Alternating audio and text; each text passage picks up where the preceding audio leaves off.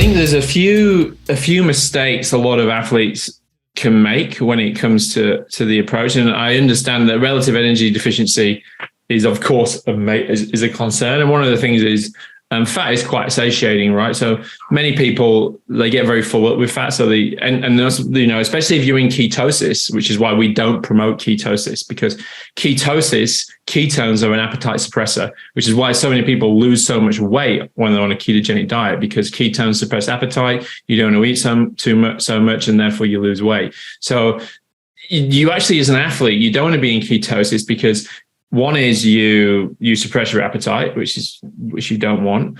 And two, you have to be a bit restrictive of protein for most, because of gluconeogenesis. So we produce carbohydrates through proteins, and that will not allow you to go into ketosis. And then also, in order to be in ketosis, one of the first things that needs to happen is your liver needs to be empty of glycogen. So now think about trying to do long racing when you're perform well with empty liver glycogen, which is in physiology is the way that we stabilize our blood glucose. And blood glucose stabilization is primary driver for fatigue. So there's a number of reasons why you shouldn't be in ketosis, really, prolonged or deliberate through diet.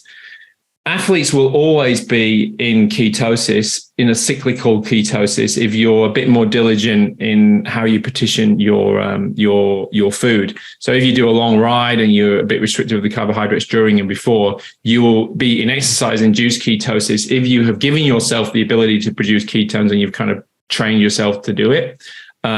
Which is, like when I did that ride with you when you were here, I would have definitely been in ketosis by the end of that ride, 100%. Because I would have had exercise-induced ketosis. I would have upregulated the triglycerides in the blood and the fatty acids, which upregulate the ketosis. So I would have definitely been in ketosis. So that's kind of the one side of it. But then I also think people who go on the low carbohydrate diet, low carbohydrate diet, it kind of comes in this bubble for some reason of protein restriction. And one of the things that we have in our course is we describe the reasons and why you shouldn't be restricting protein. And in fact, if anything, you should increase your protein requirements when you're on a lower carbohydrate diet, because of just the turnover of the muscle and of course the bone as well. And that was shown in some great, I can't remember the author now. I was going to look it up before we had this conversation and I forgot to, but we wrote a little video blog on a paper that showed that lower carbohydrates require more protein. So I think keeping protein on the high level is important. I think it's like 2 grams per kilogram of body weight per day is the range. But then also, and this is the main one, Brad, is that we've just been so driven in our mentality to have this fat phobia. And that's the main problem, is that when people try to make the shift, underlying all that is still a bit of a fat phobia. So they're scared of fat, and then they kind of avoid it a little bit. And you just can't do that, because if you have a fat phobia, you're reducing your carbohydrates and you're kind of worried about protein, then you get in a real pickle, because how are you going to manage any type of energy balance?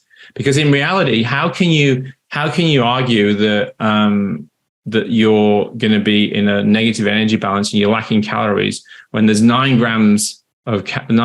calories per gram of fat and there's 4 grams of calories per gram of carbohydrate?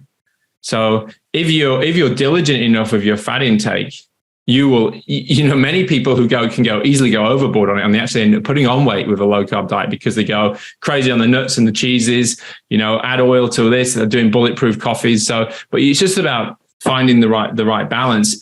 And then last is, I think there's a bit of a drive with low carbohydrate athletes to do a lot of fasted workouts. And I don't think that's necessary. You can still, you should be fueling during exercise. And that's why at S Fuels, we bought out the Train product, which I was drinking when I was with you, which is kind of more of a fat-based fuel. And also eating protein and fat before, nothing, not going completely fasted. So there's so many little caveats that are really important to to reduce any risk, right, of relative energy deficiency. It's Dr. Dan Plews here, back on the Physical Performance Show, this time talking about the low carbohydrate diet and the right fuel, right time approach.